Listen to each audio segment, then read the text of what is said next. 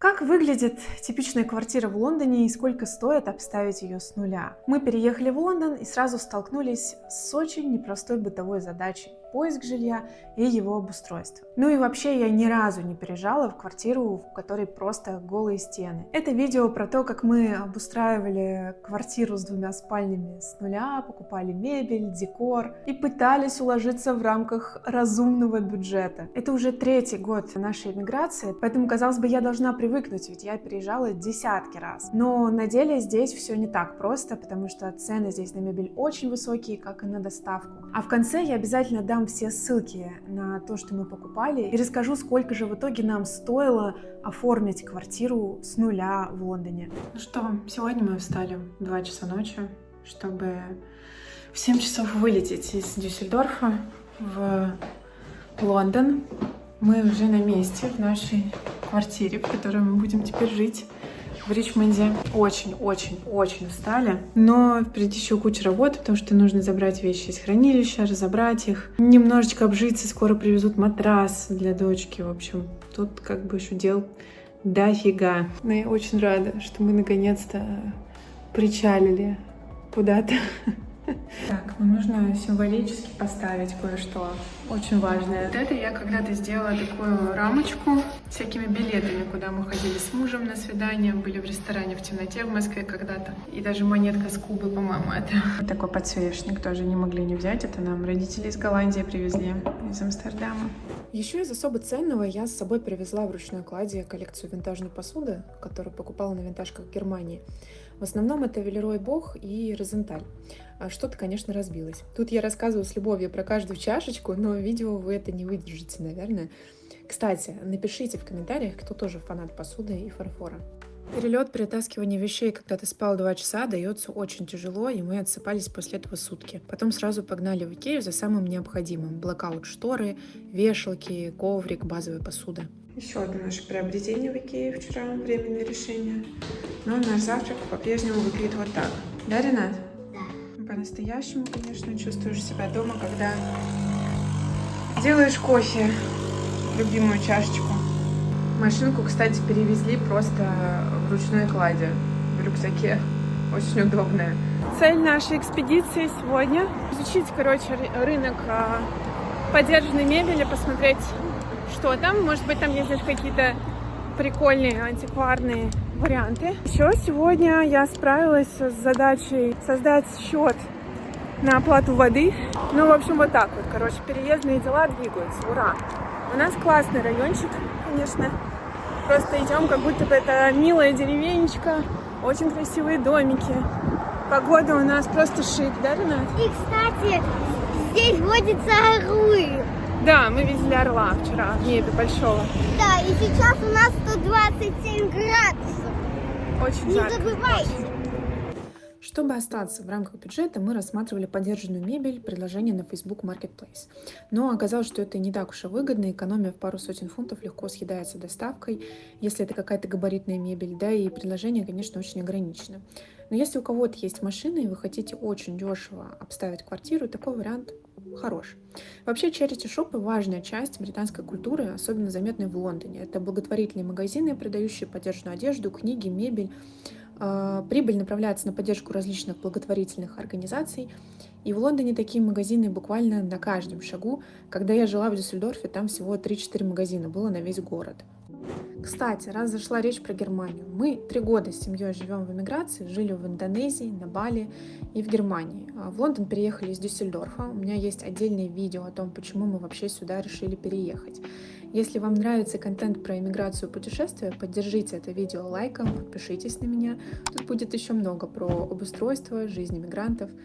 Но давайте возвращаться к оформлению квартиры. Мне очень нравится стиль mid-century, такой ретро, антик, винтаж, темное дерево. Для того, чтобы вообще квартиру оформить, я использую ChatGPT. Я написала там ему определенный промпт, он мне выдает всякие интересные варианты расстановки мебели, подсказывает, как называется стиль, который мне нравится. Я ему закидываю референсы, он мне говорит, где найти похожий предмет мебели. В общем, я прям, наверное, в телеграм-канале в своем размещу, как я вообще это делала, как у меня ChatGPT был моим дизайнером интерьера и оформителем. И промпты, наверное, там оставлю. В общем, смотрите в описании ссылочку на мою телегу. Нам сегодня привезли стол. И Рената решила не ждать папу. Мы решили собрать его вместе. Да? Да. Ренате было интересно Не самой терпелось. попробовать. Вот этот стол из Argos мы купили в первую очередь, потому что дочке скоро в школу. Главным критерием был размер и цена. Получилось довольно экономично и стильно. Argos вообще отличается тем, что очень быстро привозят заказы. Что сильно не затягивает. Стульчик вот мы уже собрали. Рената почти весь его сама собрала. Когда ты так упахиваешься, оформляя дом, очень важно давать себе передохнуть. Поэтому мы находили время, чтобы погулять по району. Ричмонд — потрясающий район, и мы влюблялись в него сильнее и сильнее. Здесь, в Лондоне, комфорт твоей жизни очень зависит от того, в каком районе ты живешь. И нам очень повезло найти нашу квартиру. Кстати, у меня есть видео про алгоритм поиска жилья в Лондоне с конкретными советами. Если интересно, посмотрите.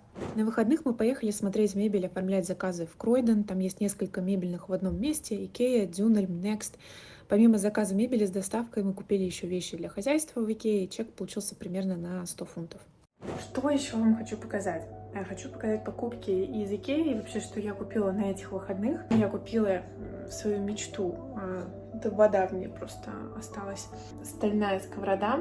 Тут у нас еще новая сковородка. Вот еще у нас новая кастрюлька. Тоже контейнеры для еды, потому что даже этого, соответственно, не было. Друшлаг. Вот вы не поверите, но проживешь, короче, месяц без способа откидывать макароны и начнешь как бы ценить даже друшлаг. Я фанат. Фанат друшлака. Потрясная доска, она мне очень нравится по фактуре. И вот такие щипцы. На подставку тоже в Икее взяли. Конечно, еще приборов мы докупили. Живем, ребята, все, жизнь налаживается жизнь. Конечно, важная вещь у нас появилась. Сушилка для белья. Без нее тоже никак. Пока все еще стоит у нас телек вот так. Мы его на чемодан приспособили. Еще я закупилась разными мелочами для дома в TK Maxx. Это такой дискаунтер, куда попадают вещи из прошлых коллекций с большими скидками. Взяла корзинку, диффузор, сушилку для посуды, еще всякие по мелочи вещи. Все получилось на 59 фунтов. Спустя 4 дня пришла первая часть мебели, которую мы заказывали в выходные. Тумба под ТВ. Ее стоимость 55 фунтов. И, наверное, стоимость мне больше всего в ней нравится. Я даже думала потом ее перекрасить. Но цена нам очень понравилась с мужем, и муж настоял, мы ее взяли. Немного угнетает, правда, что идет уже 9-й день. Мы все еще спим на матрасах, едим за столом дочки на табуретке. Но ничего, мы прорвемся. Пока я ждала мебель, я решила добавить настроение с помощью цветов. Очень люблю суккуленты, купила себе парочку, еще пару фитоний и красавицу Калу. Уж очень мне понравился этот цветок. Настало время показать вам горшочки, которые пришли. Это Amazon. Покажу сейчас вам просто свою гордость. Да, это подставочка. Ну, во-первых, вот горшок, да, он с поддонным разъемным. Я пока не пересадила, сейчас буду это делать. Кстати, я при пересадке забыла про то, что нужен дренаж, и пришлось просто набирать камни во дворе, потом дезинфицировать их. Но ничего, как говорится, я находчивая. Всегда мечтала о вот такой вот подставке на 4 ножках под горшок. Она еще отлично вписывается в стиль. И мне очень понравились эти геометричные маленькие горшочки с Amazon. Флористика, мне кажется, получилась на 5 баллов. Начало положено, может быть, потом еще пальму докупим какую-то.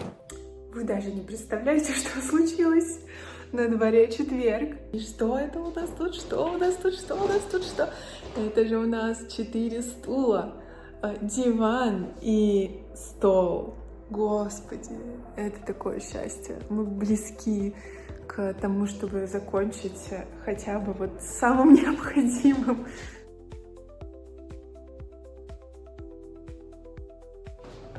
Всем привет!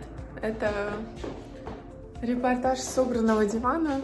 Вот там у меня стол, я покажу потом еще. Все, конечно, стоит немножко не так, как будет стоять в итоге, потому что мы сейчас пока поставили, у нас нет здесь штор, очень сильно светит солнце, и телевизор невозможно светить, невозможно смотреть, короче, всю первую половину дня. Но вообще вот он, диванчик, это 400 фунтов, Dunelm. Он офигенный в том плане, что он, во-первых, раскладывается, это клик-клак система, как раз тот стиль, который я вот хотела. Дальше стулья. Ну, стулья и стол чуть подороже относительно, скажем так, дивана. Стулья. Для меня это восторг, реально. Я очень люблю, во-первых, вот ткань, полулен, полухлопок, цвет дерева просто, она такое все мягенькая форма, просто идеалити форма стола. Он, конечно, большеват немного для нашей комнаты оказался, но, в принципе, нормально. И он еще у нас раскладывается. Идеальное рабочее место. Я просто на Facebook Marketplace нашла этот столик. Изначально я хотела купить такой новый, он стоит 135 фунтов в Икее. Подержанный стоил 50, плюс еще на такси его довести там 15 фунтов. В 2 раза дешевле, по сути, его взяла. Выглядит он как новый. Посмотрите, у него минимальный износ, ну где-то есть какие-то вот тут, да, штучка такая, но вообще он просто идеально свеженький, ничего лишнего, он выглядит, у него очень красивый цвет, такой морской волны, темненький. В общем, я просто в восторгах. Может быть, я такая, повернутая, но мне очень важно, чтобы был вот какой-то свой стол, свой угол, где я крашусь, где стоит мой ноутбук или компьютер, или вот планшет. Чисто мое место, все. И когда это появляется в квартире, у меня прям уже ощущение дома возникает. Вот уже начали приходить предметы декора, шторы из натурального льна специально, чтобы вписались в наш стиль. Торшер такой геометричной формы, подушки, чехлы на них, зеркало. Здесь тоже геометричные узоры, что очень характерно, кстати, для mid-century стиля, которым изначально я вдохновлялась. И цветовые акценты здесь выбраны у нас в натуральных тоже цветах.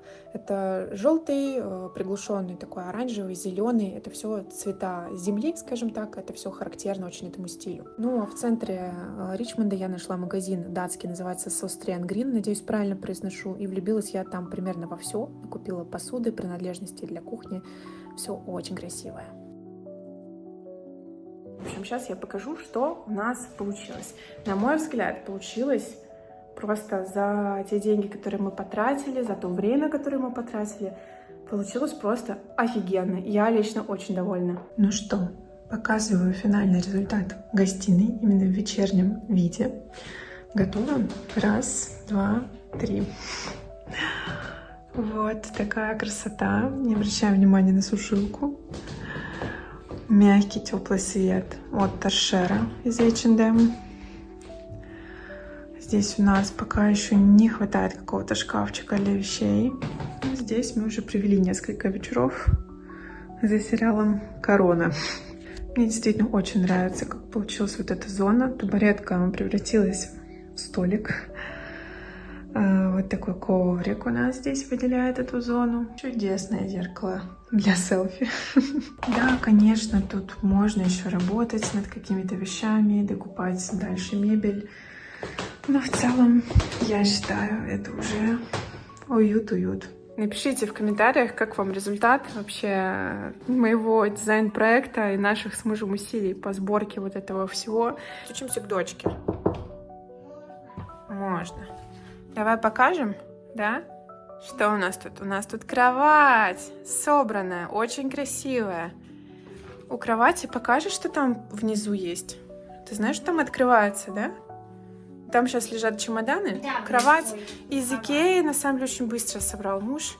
И она так классно вписалась и к шторам, и к столу. В общем, просто, ну, класс. Ванна тоже вот в таком стиле.